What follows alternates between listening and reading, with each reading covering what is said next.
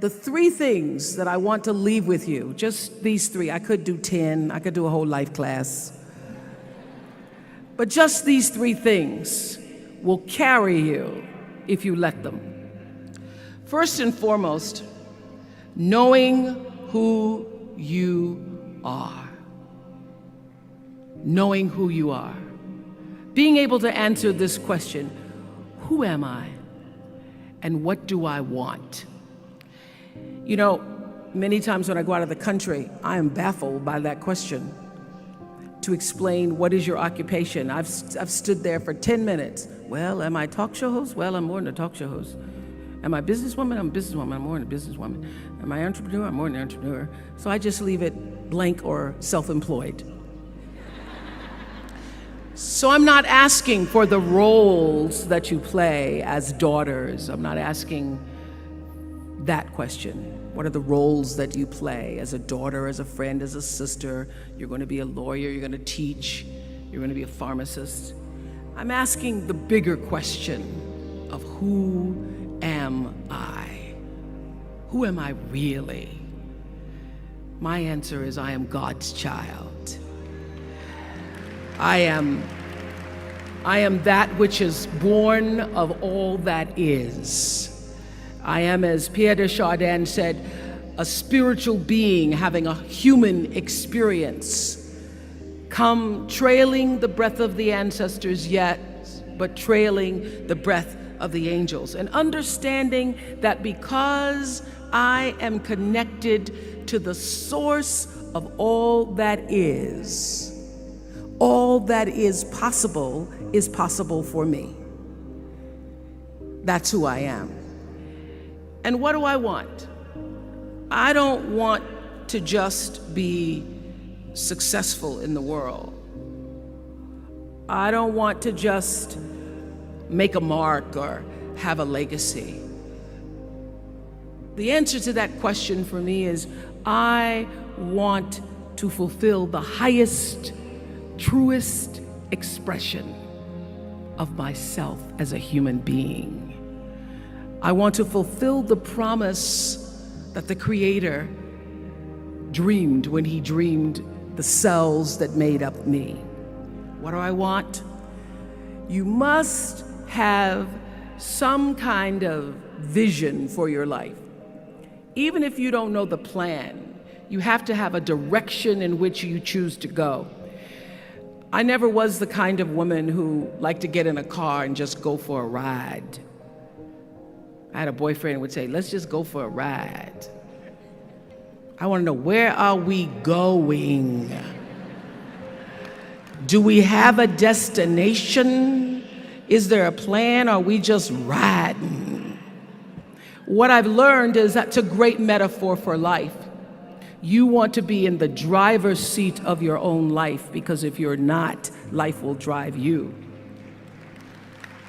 So, knowing who you really are in this space and time that we embody.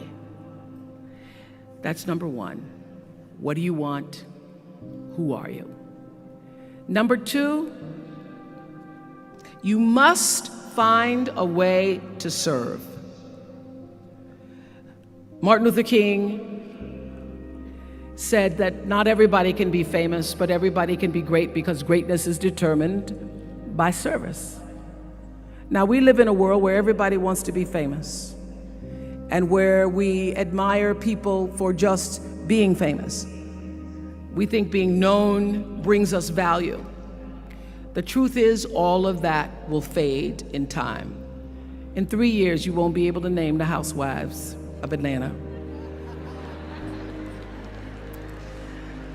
The real truth is that service and significance, service and the significance that you bring to your service is that which is lasting.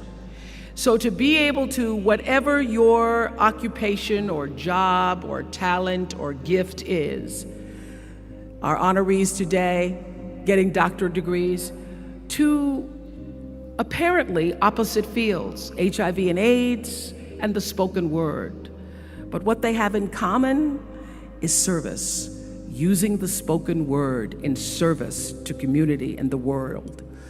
Using your knowledge and information about HIV and AIDS and medicine in service to the world. And if you look at all the most successful people in the world, whether they know it or not, they have that paradigm of service.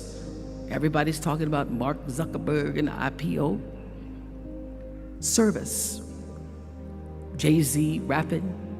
Service. Through the word, to people, through song. For many years, I was really just happy to be on TV, and people would stop and say, "Oh, you on TV?" "Yeah, I'm on TV. I like being on TV. It's a nice job." And it was about the time that I received my honorary doctorate from Spelman around 1993. So I don't know if that had something to do with it. I thought of myself as Dr. Winfrey.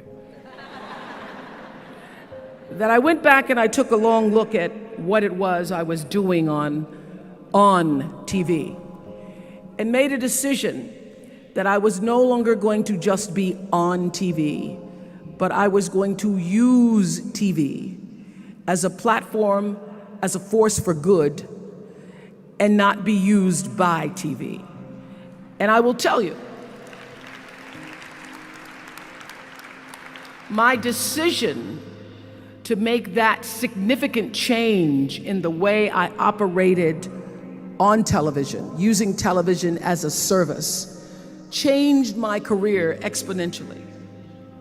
Service through medicine, service through art. Using whatever it is you produce, your product, as a way of giving back to the world. When you shift the paradigm of whatever it is you choose to do to service, and you bring significance to that, success will, I promise you, follow you.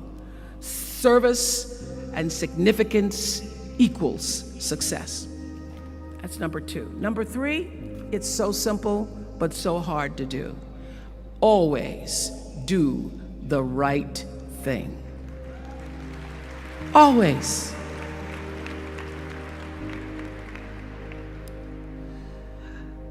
Be excellent. People notice. Think of how you notice. You go to Taco Bell, somebody gives you an extra napkin and some sauce. You notice. You want to go back to that person, because even at Taco Bell, excellence shows itself. Be excellent. Let excellence be your brand. Everybody talks about building a brand. I never even knew what that was. When people say, "You're a brand," I would say, "No, I'm just Oprah." What I recognize now is that my choice to, in every way, in every example, in every experience, to do the right thing and the excellent thing is what has created the brand. Years ago, I did an ad for Revlon for an ad they were doing called Unforgettable Women. And what I know is that when you are excellent, you become unforgettable. People remember you. You stand out. Regardless of what it is, you become an unforgettable woman. And that is what we all want. We want to be unforgettable and not forgettable. So doing the right thing, even when nobody knows you're doing the right thing, will always bring the right thing to you. I promise you that. Why? Because the third law of motion is always at work. For every action, there's an equal and opposite reaction. That is so true in all of our lives. That's what Newton said. Celia in The Color Purple said it. Everything you even try to do to me, already done to you. Everything you even try to do to me, already done to you. So you don't have to worry about revenge or getting back at somebody, making sure they pay You just have to do the right thing, and the right thing will follow you even when people don't support it. I remember many times on my show. There are many shows y'all never saw. And the reason you didn't see them is because I got the last vote. And I remember 2010, my team, hardest working team in television, had done this interview with a woman who turns out she was a Sunday school teacher by day and a sex addict at night. Ooh. And they were like, you won't believe it. We got her going out, we got her with the men, and we get to show her, and she was willing to show us everything. I sat down with a woman for an interview that was taped. And during the process of the interview, I said, why are you doing this? And she said, oh, I want to help people. I want to tell my story and I want to help people. I said, do you have children? She says, yes, I have a 10-year-old son. I knew right then, this is never going to see the light of day. So we got off the air and I said to the lady, we are not going to air that show. And she said, why? My producer said, why? She knew she was being filmed. She knew what she was saying. She knows what you... I said, because her son will never get over it. Her son will never get over it. And it's not worth a rating point to me. Not worth a rating point to me to know that there's a 10-year-old boy who's destroyed because his mother went on the Oprah Winfrey show and told all her business. You do the right thing even when other people think it may not be. And oftentimes when you make a decision to do the right thing, immediately you're faced with doubt. Was that the right thing? Was that the right decision? I don't know, was that the right thing?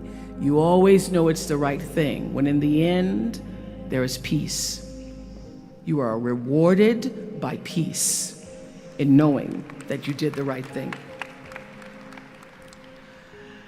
The most important thing I have come to know in doing the right thing and making the right choices is understanding what we talked about yesterday.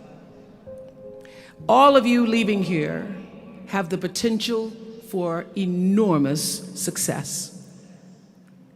There's a price that comes with that. People don't always like you, and they're not always happy for you. And if you surround yourself with people who are not accustomed to your success, they become fearful, they become scared, because you are reflecting back something to them that they don't recognize. Now, they're not going to say, you know, I'm very fearful, because you're reflecting back to me something I don't recognize. They're going to say, you know what they're going to say? They're going to say, who she thinks she is. Who she thinks she is. That only happens when you are around people who do not mean and want and aspire to the best for you. People who want the best for you want you to be your best. So my greatest advice to you is to surround yourself with people who are going to fill your cup until your cup runneth over. So when people say you're so full of yourself, you can say, yeah. Yes, I'm full. I'm so full, my cup runneth over. And to know that once your cup runneth over, you cannot spend your life with your gallon-size offerings, offering them to pint-sized people.